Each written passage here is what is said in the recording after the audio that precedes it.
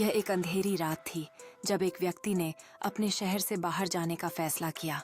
उसने महसूस किया कि उसे अकेले इस गली में नहीं जाना चाहिए था, लेकिन जिज्ञासा ने उसे आगे बढ़ने के लिए मजबूर किया। जैसे ही वह उस पुरानी इमारत के दरवाजे के पास पहुंचा, उसे अंदर से अजीब आवाजें सुनाई दीं, जैसे कोई उससे बात कर रहा हो। उसने देखे गए प्रतीकों को छूते ही एक ठंडी लहर महसूस की, जैसे वह कुछ अनजाने में जगाने जा रहा हो।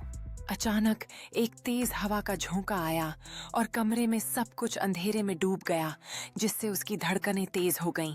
उसे एहसास हुआ कि वह अकेला नहीं है। एक डरावना साया उसके सामने प्रकट हो रहा था और उसे अब भागने का कोई रास्ता नजर नहीं आ रहा था।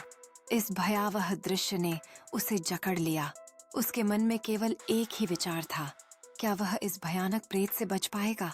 वह खुद को बचाने की कोशिश में एक पुरानी किताबों की अलमारी के पीछे छिपा एक रास्ता देखता है और अपनी जान बचाने के लिए उसे खिसकाने लगता है।